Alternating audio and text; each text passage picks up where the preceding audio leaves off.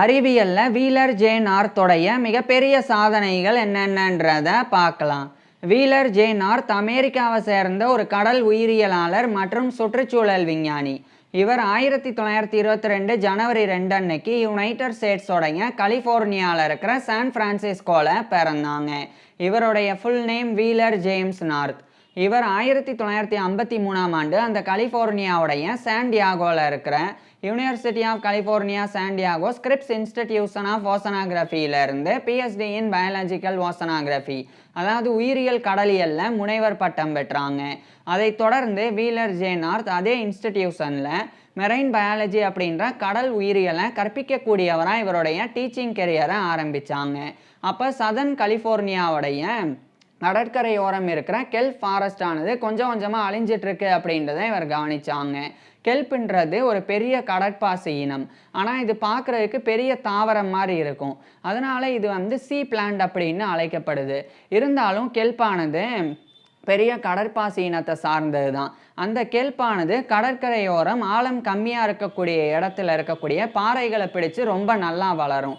அப்படி தான் இந்த சதர்ன் கலிஃபோர்னியாவுடைய கடற்கரையில் இந்த கெல்ப்பானது அதிகமாக வளர்ந்து காடாகவே இருந்தது.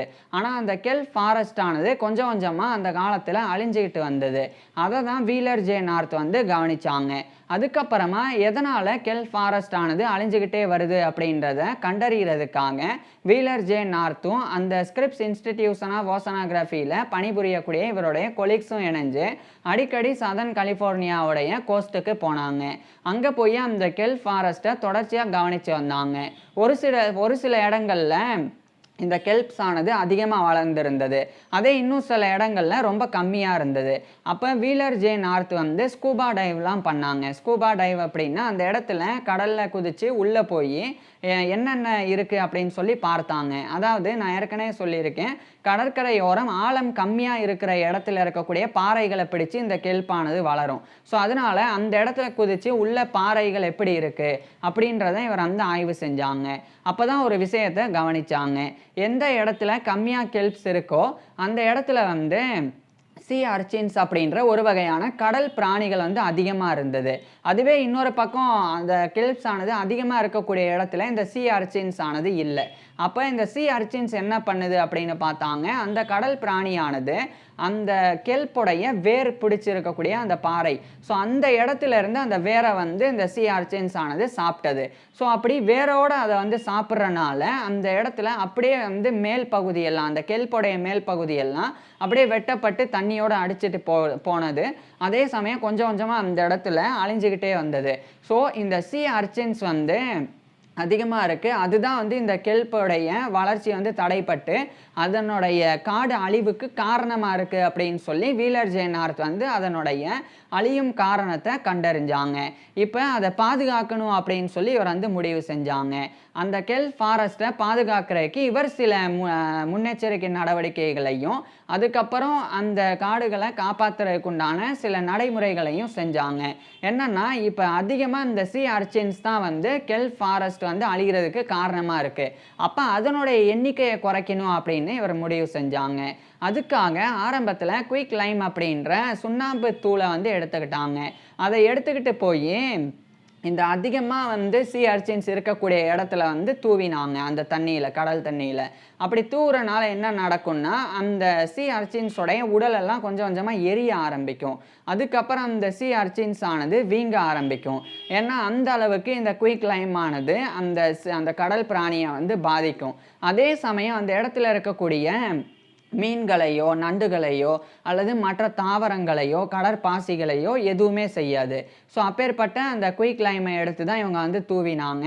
ஸோ இப்படி தூவின உடனே அந்த இடத்துல இருக்கக்கூடிய சி அர்ச்சின்ஸ் எல்லாம் கொஞ்சம் கொஞ்சமாக இறந்து போச்சு, அழிஞ்சு போச்சு. இன்னும் சில சி அர்ச்சின்ஸ் அந்த இடத்துல இல்லாமல் அப்படியே வேற ஒரு இடத்த நோக்கி போக ஆரம்பிச்சிருந்தது. ஸோ இப்போ ஃபஸ்ட்டு சி அர்ச்சின்ஸை விரட்டியாச்சு. இப்போ அதுக்கப்புறம் அந்த இடத்துல அதிகமாக அந்த கெல்ப்ஸை வளர வைக்கணும். அதுக்காக வேறு வேறு இடத்துல இருந்து எங்கெங்கெல்லாம் அதிகமாக கெல்ப்ஸ் இருக்கோ அது எல்லாத்தையுமே எடுத்துக்கிட்டு எங்கே கெல்ப் ஃபாரஸ்ட் இருக்குதோ அது அழிஞ்சிட்டு வருதோ அந்த இடத்துல வச்சு வளர்க்க ஆரம்பிக்கிறாங்க. அப்போ இந்த காட்டினுடைய அழிவு தடுக்கப்பட்டு அந்த காடு மீண்டும் வந்து சீராக்கப்பட்டு மீண்டும் அந்த காடு வந்து பழைய நிலைமைக்கு கொண்டு வரப்பட்டது. இது 1950களினுடைய இறுதி காலகட்டத்திலையும் 1960களினுடைய ஆரம்ப காலகட்டத்திலையும் வீலர் ஜே நார்த் வந்து இவருடைய கொலீக்ஸ் கூட இணைஞ்சு பண்ணாங்க. அதுக்கப்புறம் அந்த காடு வந்து மீட்கப்பட்டது. இதுக்கிடையில் 1962ஆம் ஆண்டு இவர் வந்து அதே கலிஃபோர்னியாவுடைய பேசடீனாவில் இருக்கிற கலிஃபோர்னியா இன்ஸ்டிடியூட் ஆஃப் டெக்னாலஜி, இது சாதாரணமாக அதாவது சுருக்கமாக கல்டெக் அப்படின்னு அழைக்கப்படும், அங்கே போய் மெரைன் பயாலஜியை கற்பிக்க தொடங்கியிருந்தாங்க. அதே சமயம் அந்த கலிஃபோர்னியாவுடைய நியூபோர்ட் பீச்சில் இருக்கிற ஒரு இடம், அந்த கொரோனா டெல்மார் அப்படின்னு சொல்லி இருக்கு, அங்கே இருக்கக்கூடிய கெர்காஃப் மெரைன் லேபரட்டரி, அங்கே இவருடைய ஆய்வு பணிகளையும் வந்து தொடங்கினாங்க. அப்போ இவர் வந்து வீலர் ஜே நார்த் வந்து இந்த கெல்ப்ஸை வச்சு தான் ஆய்வு செஞ்சு வந்தாங்க. அப்போ ஒரு முக்கியமான விஷயத்தை கண்டறிஞ்சாங்க. என்னன்னா 1968 1973 இந்த காலகட்டத்திலெல்லாம் ஆயில் கிரைசஸ் ஆனது ஏற்பட தொடங்கியிருந்தது. அதாவது மிகப்பெரிய அளவில் எரிவாயு அதே மாதிரி எரிபொருள் தட்டுப்பாடு வந்து ஏற்பட்டது. அப்போ இவர் வந்து கெல்ப்ஸில் இருந்து மீத்தேன் வாயுவை வந்து எடுக்கலாம், மீத்தேன் கேஸை வந்து எடுத்து அதை இயற்கை எரிவாயுவாக பயன்படுத்தலாம் அப்படின்னு சொல்லி வீலர் ஜே நார்த் வந்து கண்டறிஞ்சாங்க. அதுக்கப்புறம் அதை பண்ணலாம் அப்படின்னு சொல்லி இவர் வந்து அதை செஞ்சும் காமிச்சாங்க. எப்படின்னா ஃபஸ்ட்டு கெல்ப்ஸை வந்து பறிச்சுட்டு வந்து அவைகளை வந்து துண்டு துண்டாக வெட்டி ஒரு பெரிய ஒரு தொட்டி மாதிரி இருக்கும், அதில் போட்டாங்க. அந்த தொட்டிக்குள்ளே வந்து ஆக்சிஜன் வந்து போகாது, ஆக்சிஜனே இருக்காது. அதனால ஆக்சிஜன் இல்லாமல் வளரக்கூடிய பாக்டீரியாஸ் அது வந்து அதாவது ஒரு குறிப்பிட்ட பாக்டீரியாக்களுக்கெல்லாம் ஆக்சிஜனே தேவையில்லை, ஆக்சிஜன் இல்லைன்னா தான் அது வளரவே செய்யும். ஸோ அந்த மாதிரி பாக்டீரியாக்களானது அந்த தொட்டிக்குள்ளே வளர்ந்தது. அது வளர்ந்து அந்த கெல்ப்ஸை வந்து உண்ணு அதனுடைய கழிவுகளாக வந்து அதை வெளியிட்டது. அதாவது எப்படி வந்து ஒரு மாடு ஒரு புல்லை தின்னுட்டு அது சாணமாக வெளியிடுதோ அதே மாதிரி பாக்டீரியாக்கள் வந்து கெப்ஸை வந்து உண்ணுட்டு அதை மீத்தேன் கேஸஸாக வந்து வெளியிட்டது. ஸோ இப்படி அந்த நேச்சுரல் கேஸை வந்து அடுத்து ஒரு பைப்பை வச்சு அந்த தொட்டியிலேருந்து வெளியேற்றி அதை வந்து எரிவாயுவா இயற்கை எரிவாயுவா பயன்படுத்துறதுக்கு அந்த ஒரு நடைமுறையை இவர் வந்து கொண்டு வந்தாங்க. இதுக்கப்புறம் இப்போ கெல்ப்ஸ் நிறைய தேவை. கடற்கரை ஓரம் வந்து ஒரு சின்ன பகுதி தான், அந்த கடற்கரை ஓரம் ஆழம் கம்மியாக இருக்கும், அந்த இடத்துல பாறை இருக்கும், அது மேலே கெல்ப்ஸ் வந்து வளருது. ஆனால் இந்த மீத்தேன் கேஸ்லாம் தயாரிக்கணும்னா அதிகமான கெல்ப்ஸ் தேவை. அதுக்கு வீலர் ஜே நார்த் வந்து ஒரு முடிவை செஞ்சாங்க.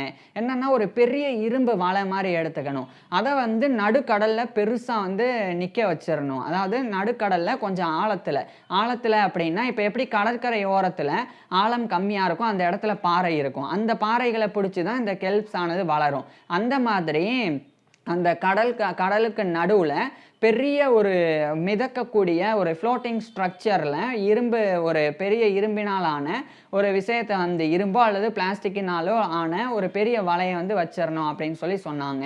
அது வந்து ஓரளவுக்கு இப்போ இந்த அளவுக்கு தண்ணி கடல் மட்டம் இருக்குன்னா அதை போட்டோம்னா இந்த அளவு ஓரளவுக்கு மூழ்கி இங்கே நிற்கும், ஃபுல்லாக இப்படி அடியில் வந்து போயிடாது அந்த வலை. ஸோ அந்த மாதிரி நிற்கக்கூடிய அளவுக்கு அந்த அளவுக்கு மிதக்கிற மாதிரி ஒரு வலையை உருவாக்கி அதை வந்து நங்கூரமிட்டு எங்கும் அசையாமல் பார்த்துக்கணும். அதுக்கப்புறமா இந்த கெல்ப்ஸ் அப்படின்ற கடற்பாசிகளை அந்த கம்பிகள் அல்லது அந்த பிளாஸ்டிக் எதுவோ அதில் இருக்கக்கூடிய அந்த வலை எதனால் பண்ணப்பட்டிருக்கோ அதில் போய் ஒட்ட வைக்கணும். ஒட்ட வச்சுட்டு கொஞ்ச நாள் கழித்து பார்த்தா அந்த கெல்ப்ஸ் வந்து தானாகவே வந்து அந்த கம்பிகளையோ அல்லது அந்த பிளாஸ்டிக் வலையையோ பிடிச்சிட்டு அப்படியே நடுக்கடல்லையே வளர ஆரம்பிச்சிடும். இப்போ ஒரு விஷயம் சொல்கிறீங்க, கடலுக்கு ஓரத்தில் ஆழம் கம்மியாக இருக்கிற இடத்துல மட்டும் இந்த கெல்ப்ஸ் வளருது அப்படின்னா அந்த இடத்துல சூரிய ஒளி கிடைக்கும். இப்போ கடல் மட்டம் இவ்வளோ தூரம் இருக்குது, இங்கே பாறை இருக்குது அப்படின்னா மேலே இருக்கக்கூடிய சூரிய ஒளி அந்த பாறையில் படணும், நீரை துளைச்சிட்டு போய். ஸோ அந்த இடத்துல தான் வந்து இந்த கெல்ப்ஸ் ஆனது வளர முடியும். நடுக்கடலில் பார்த்தா ஃபுல்லாக தண்ணி தான் இருக்கும், ஆழத்தில் வந்து பாறைகளும் இருக்காது, நிறைய வந்து கழிவுகளும் மண் இந்த மாதிரி தான் இருக்கும். ஸோ அதெல்லாம் கெட்டியாக பிடிச்சிட்டு கெல்ப்ஸ்னால் வளர முடியாது, மேலும் அந்த அடி ஆழத்துலலாம் சூரிய ஒளி போக முடியாது. அதனால தான் அங்கே நடுக்கடலில் கெல்ப்ஸ் வளராது. ஆனால் இவர் கண்டுபிடிச்சது என்னன்னா இந்த மாதிரி கடலில் ஓரளவுக்கு தான் அடியில் வந்து ரொம்ப மூழ்கி போகாமல் ஓரளவுக்கு வலை வந்து மிதக்கும் அந்த ஃப்ளோட்டிங் ஸ்ட்ரக்சர். ஸோ அப்படி மிதக்கக்கூடிய அந்த கட்டமைப்பு மேலே போய் இந்த கடற்பாசிகளை ஒட்ட வச்சா அந்த வலையின் மீது சூரிய ஒளி விழும். அது மட்டும் இல்லாமல் இந்த கடல் நீரினுடைய அந்த ஊட்டச்சத்துக்களை பயன்படுத்தி அந்த கெல்ப்ஸ் ஆனது வளர ஆரம்பிச்சிடும். இப்போ சாதாரணமாக ஒரு விதையை கொண்டு போய் மண்ணில் புதைச்சா அது வளரும். அதே விதையை கொண்டு போய் ஒரு சுண்ணாம்பு தூளில் புதைச்சா அது வளருமா அப்படின்னா வளராது. அப்படி இருக்க பாறைகளில் வளரக்கூடிய இந்த கெல்ப்ஸ் ஆனது எப்படி வலைகளை பிடிச்சிட்டு வளரும் அப்படின்ற சந்தேகம் இருக்கும். இதில் ஒரு உண்மையான விஷயம் என்னன்னா, கெல்ப்ஸ் வளர்றதுக்கு பாறை எதனால் தேவைன்னா அதை பிடிச்சிக்கிறதுக்கு மட்டும்தான் பாறை தேவையை ஒழிய அந்த பாறையிலிருந்து எந்த ஊட்டச்சத்துக்களையும் கெல்ப்ஸ் ஆனது எடுக்கிறது இல்லை. வெறும் அந்த பாறைகளை பிடிச்சிட்டு அசையாமல் அங்கே இருந்து அங்கே இருக்கக்கூடிய கடல் நீரில் இருந்து மட்டும்தான் அதுக்கு தேவையான ஊட்டச்சத்தை வந்து கெல்ப்ஸ் வந்து பெறும். அதே மாதிரி சூரிய ஒளியிலிருந்து பெறும். ஸோ கடல் நீரையும் சூரிய ஒளியையும் சார்ந்து தான் கெல்ப்ஸ் ஆனது வளருமே ஒழிய பாறைகளை சார்ந்து வளராது. பாறைகளை சும்மா பிடிச்சிக்கிறதுக்கு பயன்படுத்துது. அதனால தான் இந்த வலையை வந்து பிடிச்சிக்கிறதுக்கு கெல்ப்ஸை வந்து பயன்படுத்த வச்சு அந்த கெல்ப்ஸை வந்து நடுக்கடலில் வளர்க்கக்கூடிய முறையை இவர் வந்து உருவாக்கினாங்க. அந்த முறையை வந்து பின்பற்றி நடுக்கடலில் நிறைய கெல்ப்ஸை வந்து வளர்த்தாங்க. அதுக்கப்புறம் அந்த கெல்ப்ஸை வச்சு மீத்தேன் கேஸையும் வந்து தயாரித்தாங்க. ஆனால் இதுக்கு செலவு அதிகம் எடுத்தது. அதனால இதனுடைய முயற்சி வந்து காலப்போக்கில் கைவிடப்பட்டது. இருந்தாலும் இன்றைய காலகட்டத்தில் மீண்டும் கெல்ப்ஸை பயன்படுத்தி மீத்தேன் கேஸஸை வந்து உருவாக்கலாம் அப்படின்னு சொல்லி அந்த ஆராய்ச்சிகளானது தொடர்ச்சியாக வந்து இன்றைய காலகட்டத்தில் மேற்கொள்ளப்பட்டு வருது. இது ஒரு பக்கம் இருக்குது. 1980கள் இந்த காலகட்டத்தில் வீலர் ஜே நார்த் வந்து இன்னொரு விஷயத்தை பண்ணாங்க. என்னன்னா, இந்த கெல்ப்ஸோடைய முழு இக்கோசிஸ்டத்தை இந்த காலகட்டத்தில் தான் இவர் வந்து புரிஞ்சிட்டு இருந்தாங்க. அதாவது கெல்ப்ஸ் ஆனது இந்த மாதிரி பாறைகளில் ஒட்டி வளரும், கடல் நீரை தான் பயன்படுத்தும், அதே மாதிரி சூரிய ஒளியை பயன்படுத்தும். அதுக்கப்புறமா இந்த கெல்ப்ஸ் ஆனது கடலில் இருக்கக்கூடிய கார்பனை வந்து உரியுது அப்படின்றத இவர் வந்து தெரிஞ்சுக்கிட்டாங்க. அதாவது கெல்ப்ஸ் வந்து கார்பன் கடல் நீரில் இருக்கக்கூடிய கார்பனை வந்து உரியுது அப்படின்னு தெரிஞ்சுக்கிட்டாங்க. இதனால இந்த கிளைமேட் சேஞ்சுக்கு ஒரு பெரிய ஒரு நன்மை நடக்குது அப்படின்னு வீலர் ஜே நார்த் வந்து கண்டறிஞ்சாங்க. எப்படின்னா, இப்போ கெல்ப்ஸ் ஆனது கடல் நீரில் இருக்கக்கூடிய கார்பனை உறிஞ்சுனா அப்போ கடல் நீரில் கார்பனுடைய பற்றாக்குறை ஏற்படும். அப்போ கடல் நீரானது வளிமண்டலத்தில் இருக்கக்கூடிய இப்போ சாதாரணமாக காற்றுல இருக்கக்கூடிய கார்பன் டை ஆக்சைடை அப்படியே கடலானது உரிய ஆரம்பிக்கும். அப்போ அந்த கார்பன் டை ஆக்சைடானது கார்போனிக் ஆசிடாக மாறும், பயோ கார்பனேட்டாக மாறும், கார்பனேட்டாக மாறும். இது மாதிரி கடலில் வந்து கார்பன் டை ஆக்சைடு வந்து உறிஞ்சப்படும். மீண்டும் அந்த உறிஞ்சப்பட்ட அந்த கார்பனை இந்த கெல்ப்ஸ் ஆனது உரியும். இப்படி பண்ணுறனால காற்றுல இருக்கக்கூடிய கார்பன் டை ஆக்சைடோடைய அளவு குறைஞ்சு காற்று சுத்தமாகுது அப்படின்றத வீலர் ஜே நார்த் வந்து கண்டறிஞ்சாங்க. இதனால புவி வெப்பமடைதல் வந்து குறையும். இது மாதிரி பல நன்மைகள் வந்து நடக்கும். சுவாசிக்கிறதுக்கும் நல்ல காற்று கிடைக்கும்.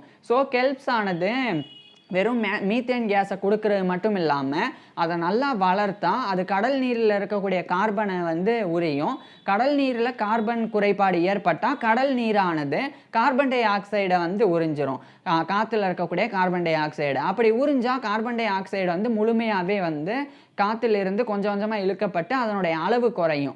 அப்போ நமக்கு தேவையான ஆக்சிஜன், அதுக்கப்புறம் நைட்ரஜன், இது மாதிரியான அந்த வாயுக்கள் மட்டும் காற்றுல இருக்கும், காற்றும் வந்து சுத்தமாக இருக்கும். ஸோ இப்படி சுற்றுச்சூழலுக்கு இவ்வளோ நன்மையை கெல்ப்ஸ் கொடுக்குது அப்படின்றத 1980களுக்கு பிறகு வீலர் ஜே நார்த் வந்து கண்டறிஞ்சாங்க. இதுக்கிடையில் இந்த மெரைன் பயோமாஸ் ப்ரோக்ராம் அப்படின்னு சொல்லி ஒரு திட்டத்தை அவர் வந்து வழி நடத்தினாங்க. அப்படின்னு என்னென்னா, இந்த மீத்தேன் கேஸை வந்து பயோமாஸை வச்சு பண்ணுறது. அதாவது இந்த மாதிரி கடலில் வாழக்கூடிய உயிரினங்கள்ல இருந்து மீத்தேன் வாயுவை வந்து எடுக்கிறது. ஸோ அந்த ஒரு திட்டம் தான் மெரைன் பயோமாஸ் ப்ரோக்ராம் அப்படின்றது. ஸோ அதை இவர் வழி நடத்தி தான் இந்த கடலுக்கு நடுவில் நான் சொன்ன அந்த வலையை மிதக்க விட்டு அதில் வந்து கெல்ப்ஸை வந்து வளர்த்தாங்க. ஸோ இதெல்லாம் வந்து பிற்காலத்தில் வந்து கைவிடப்பட்டாலும் இன்றைய காலகட்டத்தில் மீண்டும் கையில் எடுக்கப்பட்டிருக்கு. ஏன்னா கெல்ப்ஸ் அப்படின்றது இயற்கையானது. அதிலிருந்து இயற்கை வாயுவை பெறுறது அப்படின்றது சுற்றுச்சூழலுக்கும் நன்மை தரும். ஏன்னா கெல்ப்ஸை அதிகமாக வளர்த்தா அது கார்பன் டை ஆக்சைடு வந்து காற்றுல குறையிறதுக்கு, வளிமண்டலத்தில் குறையிறதுக்கு காரணமாக இருக்கும். ஸோ அதனால இந்த கெல்ப்ஸ் வந்து மிகப்பெரிய அளவில் இன்றைய காலகட்டத்தில் பயன்படுத்தப்படணும் அப்படின்ற ஆய்வுகள் எல்லாம் மேற்கொள்ளப்படுது. எந்த மாதிரி ஆய்வுகள்னா, இந்த கெல்ப்ஸை வந்து எப்படி செலவு கம்மியாக வளர்த்து அதை வந்து அதிகமாக வந்து செலவை வந்து குறைச்சி அதை வந்து எஃபெக்டிவாக வந்து பயன்படுத்தலாம் அப்படின்ற ஆராய்ச்சிகள் தான் இன்றைய காலத்தில் போயிட்டுருக்குது. ஸோ இவ்வளோ விஷயங்களை அந்த காலத்திலேயே வீலர் ஜே நார்த் வந்து செஞ்சுருந்தாங்க. ஸோ இந்த மாதிரி இவர் வந்து மெரைன் பயாலஜி, ஓசனாகிராஃபி அப்படின்னு இதிலெல்லாம் இவருடைய பங்களிப்புகளை கொடுத்துருந்தாங்க. இப்பேற்பட்ட நபர் இறுதியாக 2002 டிசம்பர் 20 அன்னைக்கு இவருடைய 80 வயசில் இறந்து போனாங்க. வீலர் ஜே நார்த் இறந்து போயிருந்தாலும் இவர் இந்த இயற்கைக்கு ஆற்றின பங்களிப்பு, குறிப்பாக அறிவியல் ஆற்றின பங்களிப்புக்கு மிகப்பெரிய ஒரு கௌரவம் இவருக்கு வந்து வழங்கப்பட்டு வருது. இன்று வரை வந்து விஞ்ஞானத்தில் குறிப்பாக கடலியலில், அதே மாதிரி உயிரியலில், குறிப்பாக கடல் உயிரியலில் இன்றியமையாத ஒரு இடத்தை வீலர் ஜே நார்த் வந்து பெற்றிருக்கிறாங்க. இப்பேற்பட்ட வீலர் ஜே நார்த் பற்றி நீங்கள் என்ன நினைக்கிறீங்க, அதை கீழே கமெண்ட்ஸில் சொல்லுங்கள். அதே மாதிரி இவருடைய ஃபுல் லைஃப் ஹிஸ்ட்ரியை நான் ஏற்கனவே பேசியிருக்கேன். அதை பார்க்குறதுக்கு கீழே டிஸ்கிரிப்ஷனில் லிங்க் கொடுத்துருக்குறேன், கட்டாயமாக பாருங்கள். அது மட்டும் இல்லாமல் நான் பேசின அத்தனையுமே டெக்ஸ்ட்டாகவும் டிஸ்கிரிப்ஷனில் கொடுத்துருக்குறேன், வேணும்னா படிக்கலாம். தேங்க்யூ.